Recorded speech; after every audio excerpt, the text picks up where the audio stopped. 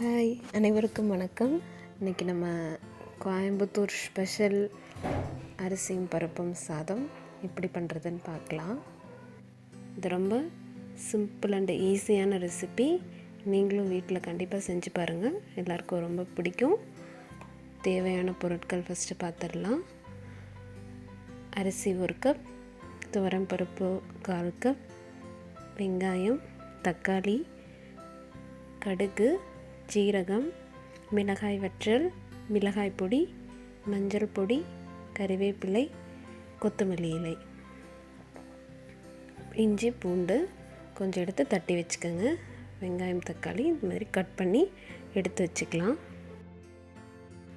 அதே மாதிரி அரிசியும் பருப்பும் ஒரு 1/2 அன் ஹவர் முன்னாடியே ஊற வச்சுருங்க.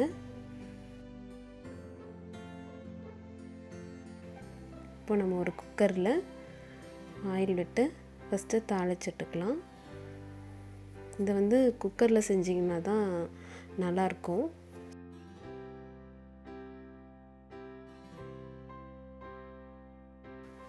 இதுக்கு கடுகு, ஜீரகம், இந்த ஜீரகம் கொஞ்சம் நல்லா பொரியணும். பொரிஞ்சதுக்கப்புறம் நம்ம மிளகாய் வற்றல், கறிவேப்பிலை சேர்த்துடலாம்.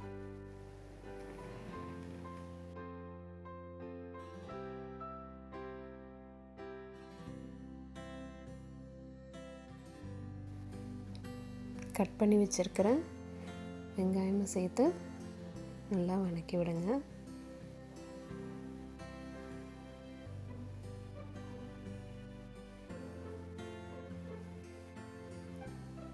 இஞ்சி பூண்டு தட்டி வச்சுருக்கிறதையும் சேர்த்துடலாம்.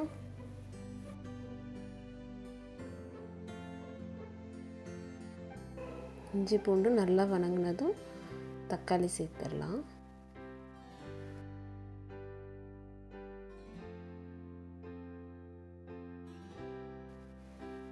தக்காளி நல்லா வதங்கணும்.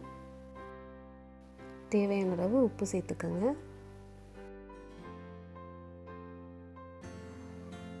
இப்போ எல்லாமே நல்லா வதங்கிடுச்சு. மஞ்சள் பொடி, மிளகாய் வற்றல் பொடி 2 மட்டும் சேர்த்துடலாம். 2மே ஒவ்வொரு டீஸ்பூன் போட்டுக்கோங்க.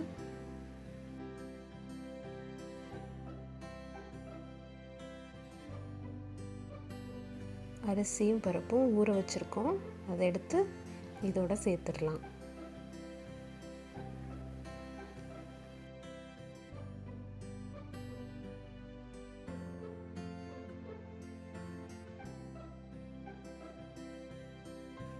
அரிசியும் பருப்பும் சேர்த்து 1 கப் வச்சோன்னா 2 கப் தண்ணி சேர்த்துக்கணும்.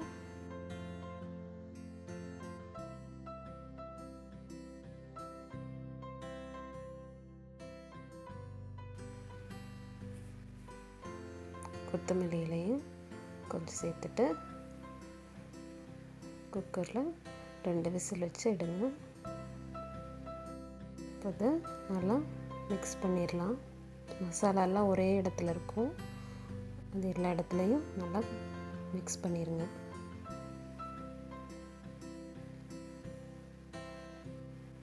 இந்த மாதிரி தனித்தனியாக ஒன்றோட ஒன்று சாப்பாடு ஒட்டாமல் இருக்குது, இந்த மாதிரி தான் இருக்கணும்.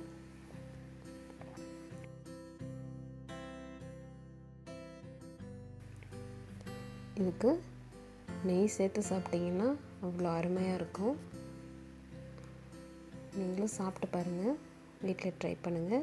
சேனலை மறக்காமல் சப்ஸ்கிரைப் பண்ணுங்கள். தேங்க்யூ ஃபார் வாட்சிங்.